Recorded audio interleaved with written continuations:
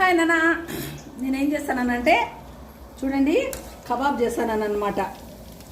ఈ కబాబ్ ఇప్పుడు ఎందుకు చేస్తానని అనుకుంటున్నారా?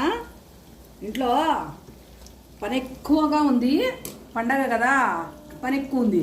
ఈ పిల్లలు చెప్పిన మాట వినరు. ఈ కబాబు పెట్టి వాళ్ళని పని ఎక్కువ చేపిస్తాను, బిల్డింగ్ మొత్తము క్లీన్ చేపిస్తాను. అందుకని కబాబ్ వేస్తాను. ఇదో చూడండి కబాబు, మీరు రండి తిందురు, ఓకేనా? నేను కబాబ్లకి ఏదో చూడండి చిల్లీ, గ్రీన్ చిల్లీ ఎక్కువ వేసుకోవాలన్నమాట. దీంట్లో మీకు కనిపిస్తానా లేదో, కబాబ్లో గ్రీన్ చిల్లీ బాగా వేసుకొని, ఆనియన్ వేసుకొని, నిమ్మపండు పిండుకొని తింటే సూపర్గా ఉంటుంది. ఆయిల్ తక్కువ వేసి కొద్దిగా వేస్తున్నాను, ఎందుకంటే ఆయిల్ మళ్ళీ మేము వేరే కూరల్లోకి వాడాం కాబట్టి ఆయిల్ తక్కువ వేసినాను. మీరు ఒకవేళ ఎక్కువ వేసుకుంటారేమో అంటే వేసుకోవచ్చు. ఆయిల్ ఏం పట్టదు అనమాట కబాబ్కి, ఆయిల్ అస్సలు పీల్చదు కబాబ్కి.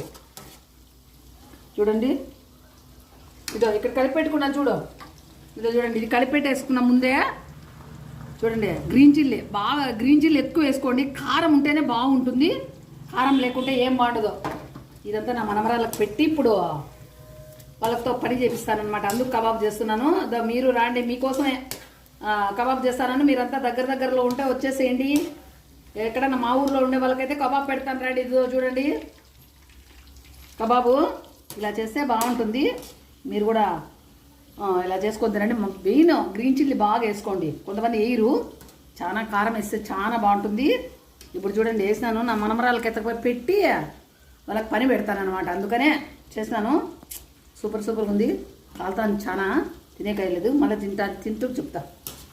ఓకేనా? బాయ్.